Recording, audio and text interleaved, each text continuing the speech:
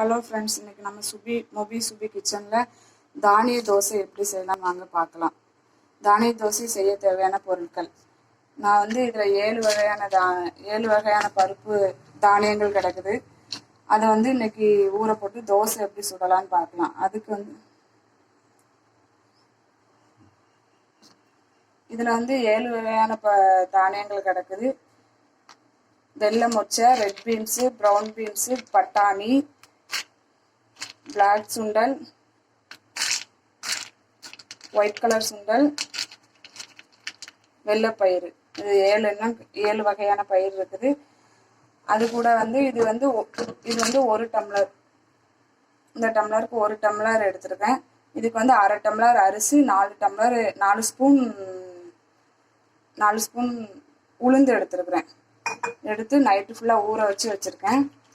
இது வந்து ஊற வைக்கும் போது கொஞ்சம் ஊற வைக்கிறதுக்கு ஃப்ரிட்ஜில் வச்சு ஊற வச்சிங்கன்னா அரைக்கிறதுக்கு ஈஸியாக இருக்கும். ஒரு 1/2 ஸ்பூன் வெந்தயமும் போட்டு ஊற வச்சுருக்கிறேன். அப்புறம் இது அரைக்கும் போது ஒரு 3 வரமிளகா, 4 பல் பூண்டு, 1 ஸ்பூன் ஜீரகம் போட்டு அரைக்க போகிறோம். வாங்க எப்படி அரைக்கலான்னு பார்க்கலாம். இப்போ இதை கிரைண்டரில் போட்டு அரைச்சி எடுத்துக்கலாம்.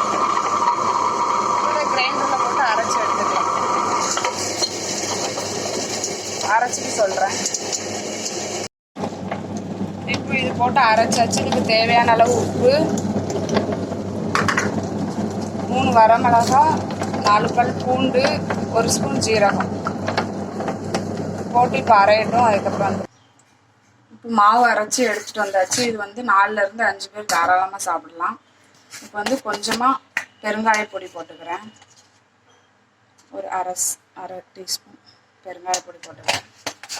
போட்டு லைட்டாக கிண்டிப்பாங்க. தோசை மாவு பதத்துக்கு இந்த அளவுக்கு இருந்தால் போதும். இதை அரைச்ச உடனே தோசை ஊற்றிடலாம். குழந்தைங்களுக்குலாம் அது ரொம்ப நல்லது. எப்படி அரைச்சி கொடுத்தா, வேக வச்சு கொடுத்தா சாப்பிட மாட்டாங்க. அப்படி அரைச்சி கொடுத்தா ஒரு தோசை சாப்பிட்டா கூட போதும். தோசை ஊற்றிக்கலாம்.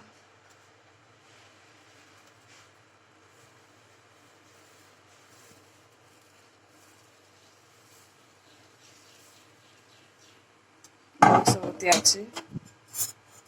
கொஞ்சமாக மேலே எண்ணெய் விட்டுக்கலாம். எண்ணெய் விட்டு மூடி வச்சுக்கலாம்.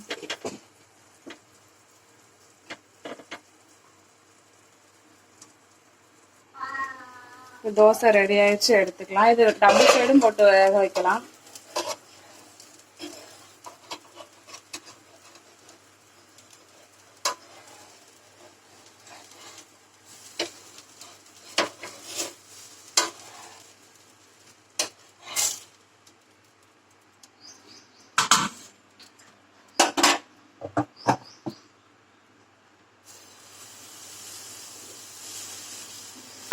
அடுத்த ஒரு தோசை மறுபடியும் ஒன்று ஊற்றிக்கலாம்.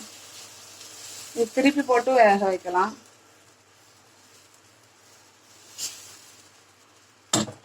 கொஞ்சமாக எண்ணெய் ஊற்றிக்கோங்க.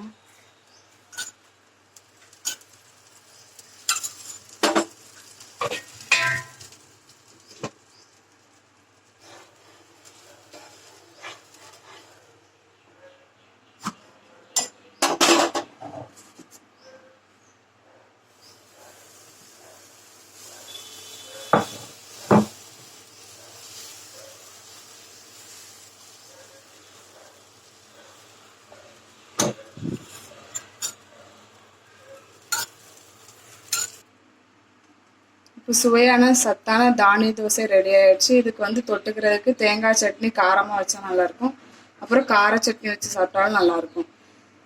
இந்த வீடியோ உங்களுக்கு பிடிச்சிருந்தா லைக் பண்ணுங்கள், கமெண்ட் பண்ணுங்கள், ஷேர் பண்ணுங்கள். மறக்காமல் சப்ஸ்கிரைப் பண்ணிடுங்க. பக்கத்தில் உள்ள பெல் பட்டனை கிளிக் பண்ணிடுங்க. தேங்க்யூ.